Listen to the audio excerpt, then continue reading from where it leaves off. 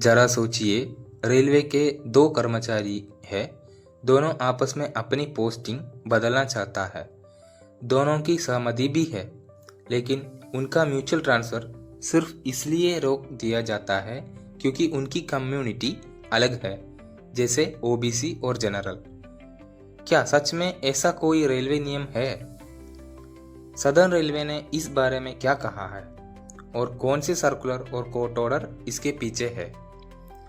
आज की इस वीडियो में हम इसी पूरे मुद्दे को आसान भाषा में समझेंगे।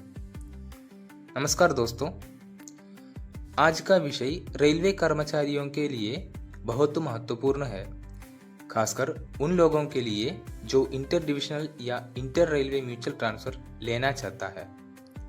एक आरटीआई के माध्यम से सवाल पूछा गया था, क्या सदर्न रेलवे में ओबीसी कैटेगरी का कर्मचारी ईडब्ल्यूएस या जनरल कैटेगरी के कर्मचारी के साथ म्यूचुअल ट्रांसफर कर सकता है?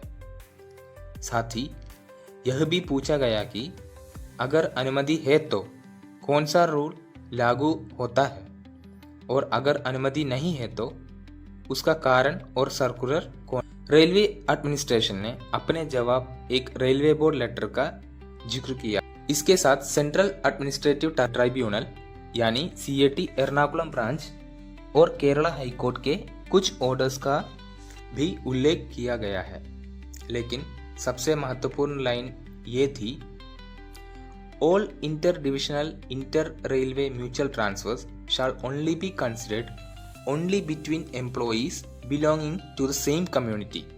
यानी इंटर डिविजन और इंटर रेलवे म्यूचुअल ट्रांसफर सिर्फ उन्हीं कर्मचारियों के बीच माना जाएगा जो एक ही कम्युनिटी से हो।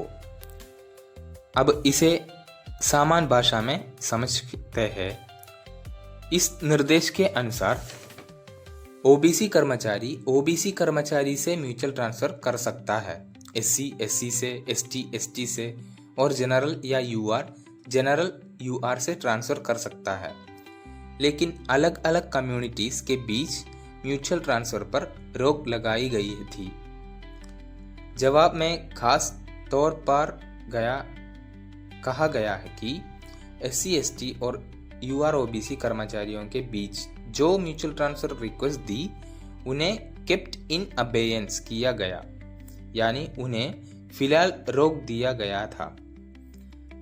EWS clarification. अब यहाँ एक बहुत महत्वपूर्ण बात आती है। इस जवाब में ईडब्ल्यूएस कैटेगरी का अलग से स्पष्ट उल्लेख नहीं किया गया है, क्योंकि उस समय ईडब्ल्यूएस रिजर्वेशन लागू नहीं हुआ था।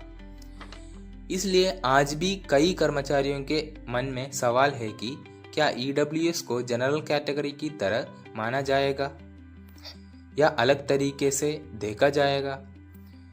इसके लिए नई रेलवे बोर्ड क्लैरिफिकेशन या अपडेटेड सर्कुलर की जरूरत पड़ सकती है। इस जवाब में एक और महत्वपूर्ण बात कही गई है, ये निर्देश कोर्ट केसेस के फाइनल आउटकम और सुप्रीम कोर्ट में होने वाली आगे की कार्रवाइयों में अधीन थे, यानी यह जरूरी नहीं है कि यही अंतिम और स्थायी नियम हो।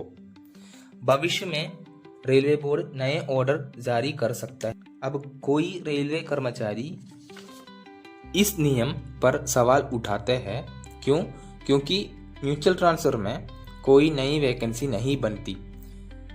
दोनों कर्मचारी अपनी मर्जी से ट्रांसफर करते हैं और रेलवे की कुल स्ट्रेंथ भी वही रहती है। लेकिन दूसरी तरफ कुछ लोग कहते हैं कि रिजर्वेशन रोस्टर बैलेंस को बनाए रखना जरूरी है। सदर्न रेलवे के इस जवाब के अनुसार इंटर डिविजनल और इंटर रेलवे म्यूचुअल ट्रांसफर्स को उसी कम्युनिटी के कर्मचारियों के बीच सीमित किया गया था, क्योंकि मामला कोर्ट प्रोसीडिंग्स और आगे आने वाले रेलवे बोर्ड ऑर्डर्स से जुड़ा हुआ था। इसलिए कर्मचारियों को नए सर्कुलर और अपडेटेड रूल्स ज़रूर चेक करना चाहिए। अगर आपको यह जानकारी उपयोगी लगी हो तो वीडियो को लाइक करें, अपने रेलवे दोस्तों के साथ शेयर करें और चैनल को सब्सक्राइब ज़रूर करें। अगर आप भी म्यूचुअल ट्रांसफ़र से जुड़ी किसी समस्या का सामना कर रहे हैं तो नीचे कमेंट करके अपना अनुभव ज़रूर बताइए। धन्यवाद।